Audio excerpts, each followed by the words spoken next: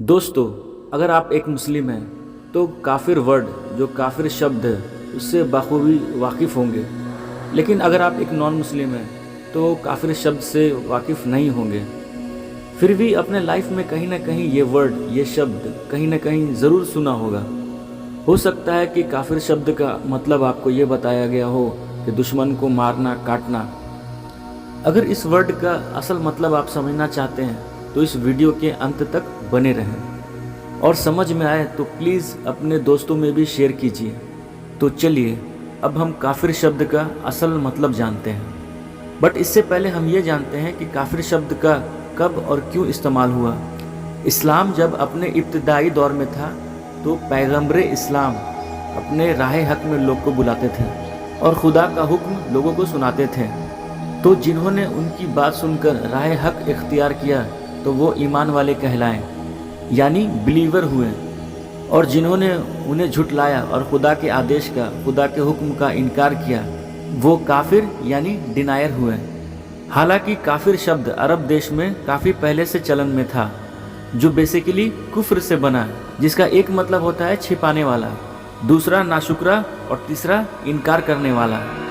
छिपाने वाले का अर्थ ये होता है कि जब एक किसान ज़मीन में एक बीज छिपाता है, वह किसान उस बीज का काफिर हुआ।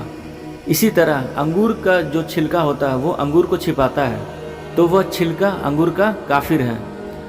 काफिर का दूसरा अर्थ नाशुक्रा होता है। इसको हम आसान भाषा में बोल सकते हैं किसी के एहसान के प्रति शुक्रगुजार ना होना। इसी तरह काफिर शब्द का तीसरा मतलब है इनकार करने वाला। मतलब कि खुदा को पहचान कर भी, ईश्वर को पहचान करके भी अपने अहम या दुष्टों की बातों में आकर या किसी और कारणवश उसके होने का इनकार करे। अगर इसको एक शब्द में कहें तो जिस तक ईश्वर का संदेश पहुंच गया, जिस तक खुदा का मैसेज पहुंच गया और वो उस बात का इनकार कर दे तो वो काफिर कहलाएगा। यहाँ ध्यान देने वाली बात है कि काफिर का मतलब सिर्फ इनकार करने वाला होता है, कोई दुश्मन या किसी इंसान को नीचा दिखाना नहीं होता है। मेरे स्टडी के मुताबिक इस्लामिक नज़रिए से दुनिया का हर व्यक्ति बराबर है। वो इंसान चाहे किसी भी धर्म का अनुपालन करता हो, उसने उसी को पैदा किया है जिसने वेद, कुरान और बाइबल को उतारा है। काफिर शब्द एक पार्टिकुलर सिचुएशन में किसी इंसान की सिफत बयान करने के लिए यूज़ किया जाता है। जैसे झूठ बोलने वाले को झूठा, दया करने वाले को दयावान, वैसे ही खुदा का इनकार करने वाले को इनकारी या काफिर कहा जाता है। इसके अलावा भी बहुत सारी अफवाहें फैली हुई हैं कि कुरान में काफिरों के साथ रूढ़ बर्ताव करने की, गलत बर्ताव करने का और उन्हें मारने काटने का आदेश दिया गया है। जबकि हकीकत यह है कि वो आदेश एक पार्टिकुलर वक्त में, एक पार्टिकुलर जगह और एक पार्टिकुलर लोग को दिया गया था। एक ख़ास जगह थी, एक ख़ास लोग थे और एक ख़ास वक्त था, जो पैगम्बर इस्लाम और उनके चाहने वाले को हर यातना पहुंचाते थे और हर वक्त उनके कत्ल का मंसूबा बनाते थे। इंटरनेशनल मीडिया हो, सोशल मीडिया हो या फिर नेशनल मीडिया हो, इस्लाम को बदनाम करने के लिए और लोगों के बीच नफरत फैलाने के लिए जो स्ट्रैटेजी यूज़ करती है ये है कि कुरान में लिखा है कि काफिरों को कत्ल करो, काफिरों को मारो, काफिर तुम्हारा दुश्मन है। ये जो हवाला लेती है ये बिल्कुल आउट ऑफ कंटेक्स्ट है।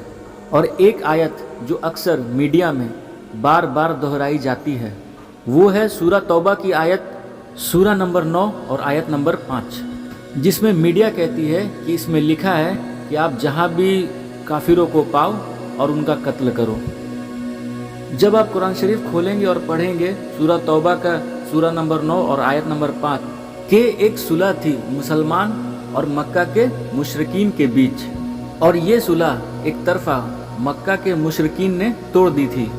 तो अल्लाह ताला सूरह तौबा में सूरह 9 और आयत नंबर 5 में उन्हें चेतावनी देते हैं, उन्हें वार्निंग देते हैं, मक्का के मुशरिकीन को खबरदार करते हैं और कहते हैं कि आपके पास 4 महीने का वक्त है, आप सुधर जाओ वरना ऐलान जंग। और जंग के मैदान में अल्लाह ताला फरमाते हैं जब भी दुश्मन, जब भी काफिर मैदान जंग में आए तो जहाँ भी आप काफिरों को पाओ आप उनका कत्ल करो। तो ये आयत किसी ख़ास वक्त के लिए, किसी ख़ास जगह और किसी ख़ास लोग के लिए था।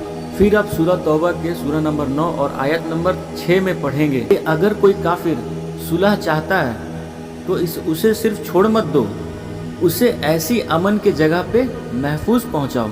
और हर रिलीजन में धर्म युद्ध हुए हैं। महाभारत में धर्म युद्ध हुए हैं। आप भगवत गीता पढ़ोगे, भाग नंबर 1 और श्लोका नंबर 42, 43, 44 और 45 आप पढ़ोगे, उसमें अर्जुन कहते हैं पांडवा से, पांडव 5 भाई और अर्जुन 100 भाई। अर्जुन जंग के मैदान में अपने हथियार को ज़मीन पे रख देते हैं और कहते हैं कि मैं जंग के मैदान में निहत्था मरना पसंद करूंगा बनिस्बत अपने रिश्तेदार से झगड़ा करूं। उसके फ़ौरन बाद चंद श्लोक के बाद श्लोका नंबर 2 और 3 में श्री कृष्ण कहते हैं, ए अर्जुन, तू बुज़दिल कब से हो गया? ये गलत ख्यालात तेरे दिल में आए कैसे? क्षत्रिय का धर्म है लड़ना। अगर आप नहीं लड़ेंगे तो आप सफलता पाएंगे ही नहीं। क्षत्रिय वो खुशनसीब है जिसे लड़ने का मौका मिलता है। तो धर्म युद्ध आपको हर मज़हब की किताब में देखने को मिल जाएगा, बट आउट ऑफ कंटेक्स्ट कर करके किसी खास पर्टिकुलर मज़हब को टारगेट करके मिसकोट करके ये चीज़ बताना काफिर को मारने के लिए कहा गया है, ये सब हमारे नॉलेज की कमी होती है। कोई भी हमें बेवकूफ़ बना करके चला जाता है। मेरे ये वीडियो बनाने का मकसद था किसी भी कोई भी धर्म के प्रति कोई हीन भावना ना रखे, कोई गलत फहमी में ना रखे।